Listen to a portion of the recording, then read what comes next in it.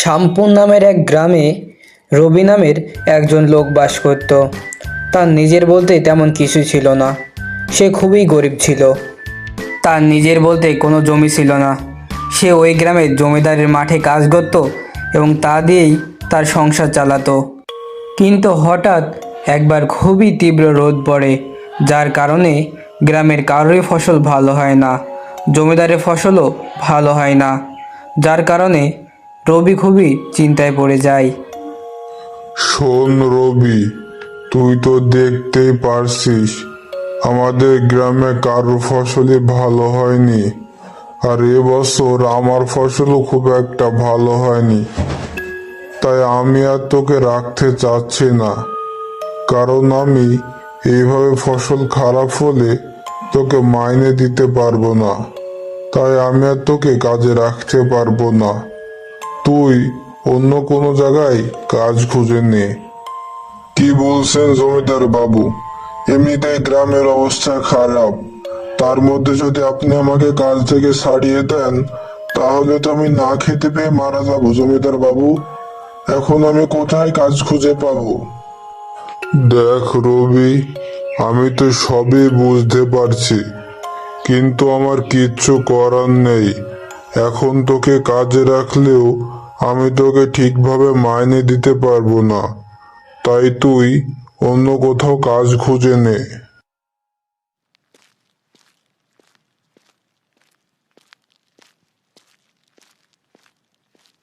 না, সারা গ্রাম ঘুরে ঘুরেও কোথাও একটা কাজ পেলাম না। এভাবে তো আর চলতে পারে না। আমাকে অন্য রাজ্যে চলে যেতে হবে। কিন্তু আমার কাছে তো অন্য রাজ্যে যাওয়ার মতো কোনো টাকা পয়সাও নেই। আমি যাব কিভাবে? যাই, একটু রাজু ভাইয়ের কাছে যাই, দেখি সে আমাকে কোনোভাবে সাহায্য করতে পারে কিনা।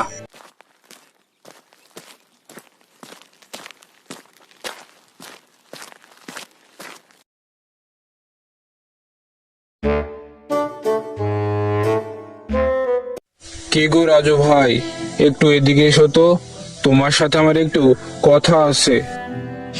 কি হয়েছে? তুই কি কিছু বলবি? আমাকে ডাকছিস কেন? কি বলবি বল। কি আর বলবো বলো, তুমি তো দেখতেই পাচ্ছ গ্রামের অবস্থা খুবই খারাপ। এখানে থাকা খুবই মুশকিল হয়ে পড়েছে। ভাবছি আমি ভিন রাজ্যে চলে যাব, কিন্তু আমার কাছে তেমন কোনো টাকা নেই। তুমি কি আমাকে কিছু টাকা পয়সা দিয়ে সাহায্য করতে পারবে? ও, এই কথা। তুইও তো বুঝতেই পারছিস আমার কাছেও তেমন কোনো টাকা পয়সা নেই। আমি তোকে কিভাবে দেব বল? আমিও খুব কষ্টে সংসার চালাচ্ছি। তবে আমি তোকে একটা জিনিস দিয়ে তোকে সাহায্য করতে পারি, তবে সেটা কোনো টাকা পয়সা নয়।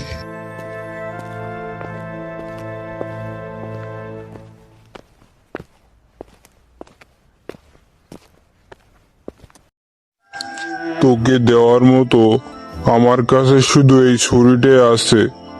চাইলে তুই এই ছুরিটা বিক্রি করে যা টাকা হবে সেই টাকাটা রাখতে পারিস। এই নে, এই ছুরিটা তোর কাছে রাখ। কি বলছো? না না, থাক, আমি তোমার কোনো দরকার জিনিস নিতে চাই না। এই ছুরি আমার লাগবে না, তুমি তোমার কাছে রাখো। আরে না, এই ছুরি আমার তেমন কোনো কাজে আসে না। তুই এটা রাখ, আর বিক্রি করে যা টাকা হবে তা নিয়ে তুই ভিন্ন রাজ্য যাইতে চাইলে যেতে পারিস। এরপর রবি সেই ছুরিটি নিয়ে গ্রামের এক কামারের কাছে বিক্রি করতে যায়।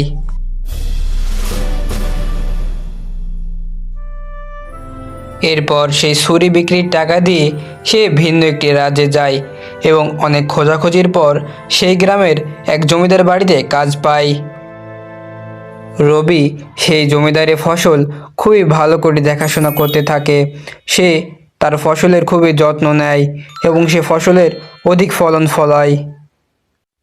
বাহ রবি, তুই তো আমার ফসলগুলো খুবই ভালো করে যত্ন করেছিস। এবছর অন্য বছরের তুলনায় বিক্রি করে অধিক ফসল ভালো হয়েছে, অনেক টাকাও হয়েছে। ভাবছি তোর মাইনে আরো কিছু বাড়িয়ে দেব। ধন্যবাদ জমিদার মশাই।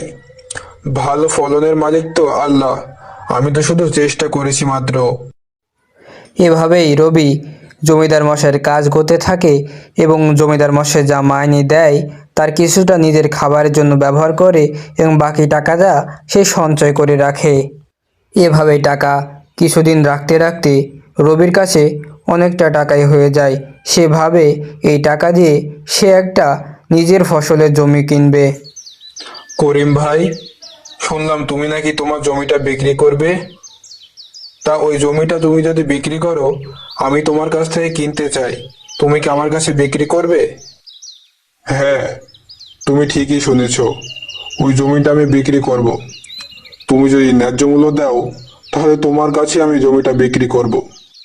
এরপর সব কিছু ঠিকঠাক করে রবি সেই জমিটা কিনে নেয় এবং সেই জমিতে ধানের চাষ করে। আল্লাহ তাআলার রহমত ও রবির অকাট্য পরিশ্রমের ফলে সে বছর রবির ধানের ফসল খুবই ভালো হয়। রবি সেই ধান বিক্রি করে বাজার থেকে একটি গাভী গরু কিনে নিয়ে আসে এবং বাকি টাকা দিয়ে সে আরও জমির ফসল লিজ নেয়। এভাবেই রবি প্রতিনিয়ত পরিশ্রম করতে থাকে ও ধীরে ধীরে রবি অনেক জমি ক্রয় করে ফেলে এবং তার বাড়িতে অনেক ধরনের পশু পাখি হয়ে যায়। রবির অবস্থা ধীরে ধীরে ভালো হতে থাকে। তাছাড়া রবি ছিল খুবই দয়ালু। রবির কাছে কেউ কখনো ভিক্ষা চাইলে সে কখনো তাকে না বলতো না, আরও বেশি দিত। অপরদিকে রবি আগে যেই গ্রামে থাকতো সেই গ্রামের দিকে প্রচণ্ড পরিমাণে বৃষ্টি হয়, যার কারণে সেইখানকার সব কিছু ডুবে যায়। সেখানকার মানুষ অসহায় হয়ে পড়ে। রবির বিপদের দিনে এগিয়ে আসা সেই রাজু সেই গ্রাম ছেড়েও চলে যায় এবং ভিন্ন রাজ্যে চলে আসে। বুড়ো বাবা, আপনি আমাকে কিছু খেতে দিতে পারেন? আমাদের রাজ্যে প্রচণ্ড বৃষ্টিপাতের কারণে খুবই বন্যা হয়ে ফসলগুলো ডুবে গেছে, তাই আমি এই রাজ্যে চলে এসেছি। আমার কাছে কোনো টাকা পয়সা নেই, আমি 2-3 যাবৎ না খেয়ে রয়েছি। আপনি আমাকে কিছু খাওয়াবেন? বাবা, আমি তোমাকে কিভাবে খেতে দেব? আমি তো নিজেই ঠিকভাবে খেতে পাই না। তবে তুমি পশ্চিম পাড়ার দিকে যেতে পারো। ওইদিকে একজন ব্যক্তি আছে যে কখনো কাউকে ক্ষুধার্ত থাকতে দেয় না এবং সকলের বিপদে সাহায্য করে। তুমি এই দিকে চলে যাও, তুমি তার বাড়ির রাস্তা পেয়ে যাবে।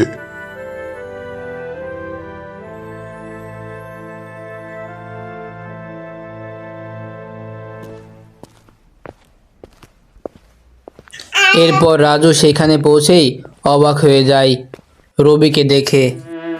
কি রে রবি, তাহলে তুই সেই ব্যক্তি যে সবাইকে সাহায্য করিস? তুই আমাকে সাহায্য করবি? আমি 2-3 দিন যাবৎ না খেয়ে রয়েছি, আমাকে কিছু খেতে দিবি? আরে কি বলছো রবি ভাই, তুমি যদি সেদিন আমাকে সাহায্য না করতে আমি এই রাজ্যে আসতে পারতাম না, আর এত কিছু আমি তৈরিও করতে পারতাম না। তোমার সাহায্যের কারণে আজ আমি আরো 10 জন মানুষকে সাহায্য করতে পারি।